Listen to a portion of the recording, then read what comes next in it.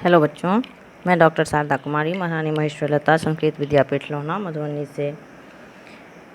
बच्चों, आज शास्त्री द्वितीय खंड हेतु हमने मुग़ल राजपूत संबंध से संबंधित बहुत सारे नोट्स आपको भेजे हैं, जिसमें कि अकबर के साथ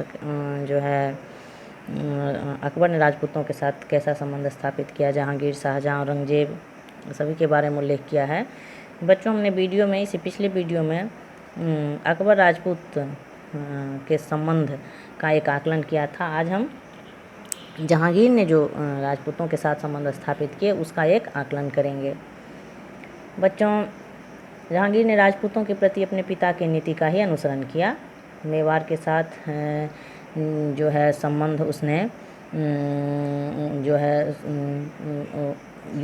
युद्ध भी किए जहांगीर ने, और अंततः जो है सो उसके साथ संबंध अकबर से बेहतर उसने कायम किया।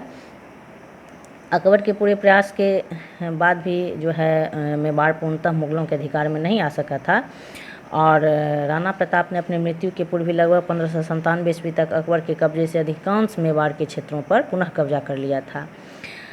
राणा प्रताप की मृत्यु के बाद उसका उत्तराधिकारी अमर सिंह जो है वो मेवाड़ के सिंहासन पर बैठा, और अकबर की मृत्यु के बाद जो है जहांगीर मुग़ल सिंहासन पर बैठा था।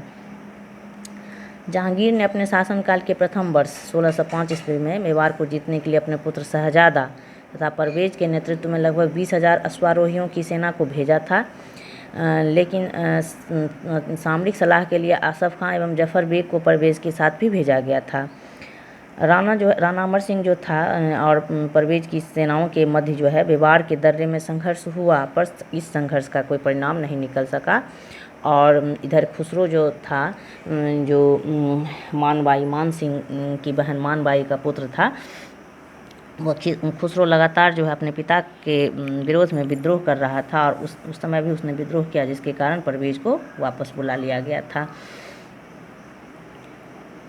चूँकि अकबर के समय में ही राजपूताना जो है वो प्रायः अकबर ने अपने युद्ध के द्वारा हो या वैवाहिक संबंध के द्वारा हो, जिस तरह से साम दाम दंड भेद की नीति को अपना करके अपने अधीन एक तरह से कर लिया था, लेकिन मेवाड़ ही ऐसा था जिसको कि वह पूर्णतः साध नहीं सका था। 1608 ईस्वी में महावत खां के नेतृत्व में जो है एक बड़ी मुग़ल सेना, जिसमें लगभग 12,000 घुड़सवार सैनिक थे, उसको भेजा गया। महावत खां ने राणा अमर सिंह को जो है समीप की पहाड़ियों में छिपने के लिए मजबूर किया। 1609 ईस्वी में महावत खां के स्थान पर अब्दुल्ला खां को मुग़ल सेना का नेतृत्व करने के लिए भेजा गया, और उसने 1611 ईस्वी में रनपुर के दर्रे में राजकुमार कर्ण को परास्त किया। राजकुमार कर्ण जो अमर सिंह का पुत्र था, परंतु रणघोड़ा के संघर्ष में अब्दुल्ला खां को पराजय का सामना करना पड़ा। तत्पश्चात जो है राज बसु को भेजा गया, परंतु उसे भी पराजय का सामना करना पड़ा। बसु के बाद मिर्ज़ा अजीज़ कोका को भेजा गया। खुद जहांगीर अपने प्रभाव से शत्रु को आतंकित करने के लिए 1617 ईस्वी में अजमेर गया, और इस समय जहांगीर ने मेवाड़ के आक्रमण का भार शहजादा खुर्रम को दे दिया था। शहजादा खुर्रम के नेतृत्व में मुग़ल सेना के दबाव के सामने मेवाड़ की सेना जो है वो समझौते के लिए तैयार हुई, और राणा के राजदूत शुभकरण एवं हरिदास का जहांगीर के राज दरबार में यथोचित सत्कार किया गया। राणा अमर सिंह जो है वह राणा अमर सिंह की संधि शर्तों पर जहांगीर जो है संधि के लिए तैयार हो गया।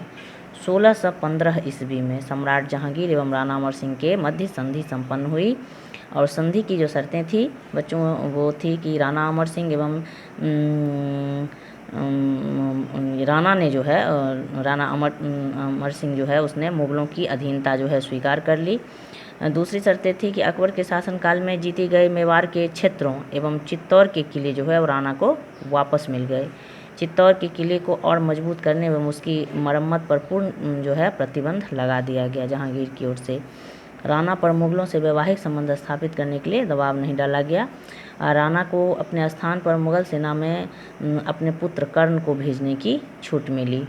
युवराज कर्ण को मुग़ल दरबार में पूर्ण सम्मान के साथ बादशाह के दाहिनी ओर स्थान मिला, और साथ ही 5,000 सवार एवं 5,000 जात का मनसब प्रदान उसको किया गया। और इस तरह से हम देखते हैं कि लंबे अरसे से चलने वाला जो संघर्ष था वो दोनों पक्षों की राजनीतिक सूझबूझ के कारण समाप्त हुआ, जिसमें जहांगीर एवं उसके पुत्र खुर्रम की महत्वपूर्ण भूमिका जो है वो रही इसमें। सम्राट जहांगीर ने संधि का पालन करते हुए मेवाड़ के प्रति पूर्ण उदार दृष्टिकोण के साथ उसके यानी राणा के व्यक्तिगत मामलों में हस्तक्षेप नहीं किया और जहांगीर के शासनकाल की यह महत्वपूर्ण उपलब्धि एक तरह से मानी जाती है। तो बच्चों, हमने आज चर्चा किया कि मुग़ल राजपूत संबंध के दौरान अकबर ने राजपूतों के साथ जो है वह अपने लाभ के लिए बेहतर नीति का पालन किया था और सूझबूझ के साथ उसने राजपूतों के साथ संबंध निभाए थे। जहांगीर को विरासत में तो अकबर के द्वारा जो कूटनीति अपनाई गई थी और उसके द्वारा जो राजपूतों को साधा गया था वो मिल ही गया था, लेकिन मेवाड़ जो उसकी पकड़ से दूर था उसको भी उसने अपने बुद्धिमत्ता और उदारता से उसको साधा और संधि की शर्तों के साथ जो लंबी लड़ाई चल रही थी दोनों पक्षों के मध्य, वो उस पर विराम लगा। तो बच्चों, आज के लिए इतना ही। अगली कक्षा में हम शाहजहाँ और औरंगजेब ने जो राजपूतों के प्रति नीति अपनाई उस पर चर्चा करेंगे, उसका आकलन करेंगे। तब तक के लिए धन्यवाद।